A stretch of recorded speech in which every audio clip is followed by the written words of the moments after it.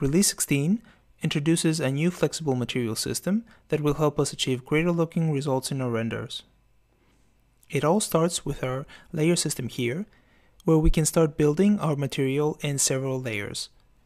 For example, a diffuse base, another layer with some more definition on top of that, and finally a third layer that can act as a final reflective coat. Let's delete the layer that is already here for legacy purposes and add a new layer to see how the system works. If we click on the Add button, we see a selection of reflection models we can choose from.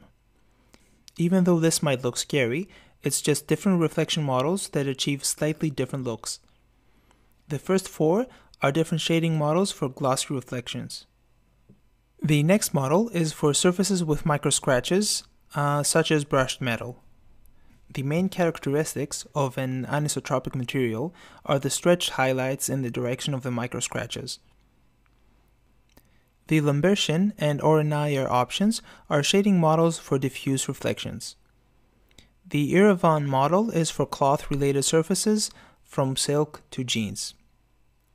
The last 3 models are there if we want to get the old style of reflections. Now, let's select a model and let's see what kind of options are available. Roughness allows us to create glossy or really diffuse reflections. So a value of 0% roughness gives a mirror-like effect to our reflections, and 100% roughness creates a very diffuse look. The reflection strength controls how much of the environment we'll be able to see in our materials, while the specular strength controls how strong our speculars will be. As you can see, these values can be controlled independently per layer, giving us even more control on the final look of the material. The layer color field is the color parameter in the old material system. Another helpful section in this dialog are the Fresnel settings, which is another type of layer mask with helpful presets for metal and non-metal surfaces. Before diving deeper with some small examples on specific looks, let's see how we can get the old look back.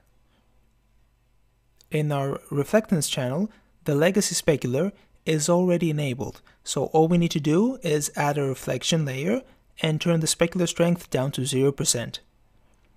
As you can see now, the speculars are not visible, so we just need to move the specular layer on top. You might be wondering what the difference is between the add mode in the layer and the additive mode in the attenuation field. The blending modes on the layers describe how the layer blends with the one underneath. The average mode is a normal blending mode of the reflection over the color channel. At 100%, we only see the reflection. At 50%, we have a blending of our reflection and the color channel. And at 0%, we only see the color value. The maximum mode is the same as the average mode, except that the normal blending occurs on the individual RGB channels. It's easy to see the change if we switch between these 2 modes. What is worth noting here is that the maximum mode is the more physically accurate result. Finally, the additive blending of the reflection and the color channel is what you can expect from the additive mode. This mode is more useful for speculars. The metal mode is the same as the older metal mode and the specular channel. It's a fast way to render metal-like surfaces. Now let's move on to some examples so we can see what the new layer system can do. Here we have 2 layers. One layer for the glittery part of the ball and one for the shiny red part of the ball. The glittery part, as you can see, is just a simple noise shader. For our main settings, we enable a little bit of roughness, along with reflections and a little bit of specularity. For the red part of our object, we use again the GGX algorithm with a little bit of roughness and some strong reflections. To make the glittery part show through, we just use a black and white image on the layer mask. We can also work the other way around. Have the red part of the ball as the main layer and use the mask on the glittery layer. It's just a matter of preference. The power of this system, though, shows through when we try to create complex layered materials, like a car paint, for example. This new approach reflects more closely how the materials would be created in the real world. Car paint is a layered material. It consists of a diffuse base covered by a clear coat. The new system allows us to recreate our material exactly the same way.